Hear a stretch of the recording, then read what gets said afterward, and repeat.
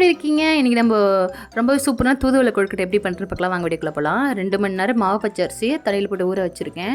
2 மணி நேரத்துக்கு நல்லா கழுவிட்டு ஃபேன் காற்றுல காய வச்சுக்கலாம். காஞ்ச பின்னாடி நம்ம மிக்ஸி ஜாரில் போட்டு நல்லா பவுடரை அரைச்சி எடுத்துக்கலாம். தூதுவளையோட இலையெல்லாம் கிள்ளிட்டு தண்ணியில் போட்டு நல்லா அலசிட்டு பொடியாக கட் பண்ணி வச்சுக்கோங்க. ஒரு பாத்திரம் வச்சுட்டு கொஞ்சமாக எண்ணெய் ஊற்றிட்டு கடுகு போட்டுக்கலாம். கடுகு பொரிஞ்சது 1 ஸ்பூன் உளுந்து 1 ஸ்பூன் கடலைப்பருப்பு நல்லா வணக்கிக்கோங்க.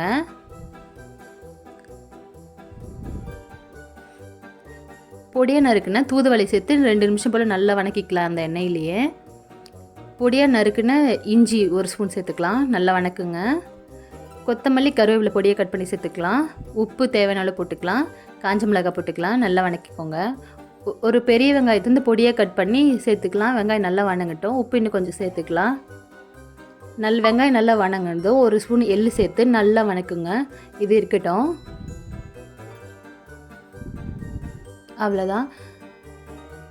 இப்போ மாவில் நம்ம வணக்கி வச்சுருந்தா சேர்த்துக்கலாம்.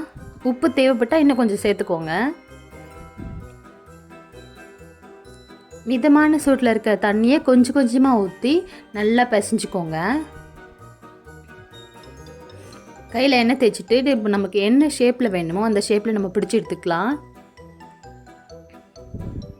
பிடிச்சி எடுத்துட்டு நம்ம வீட்டில் ஆவி வைக்கிறதுல எதில் வச்சாலும் சரி, இட்லி பாத்திரம் எதுவாக இருந்தாலும் சரி, அதில் வச்சு நம்ம இப்படி வச்சுக்கலாம்.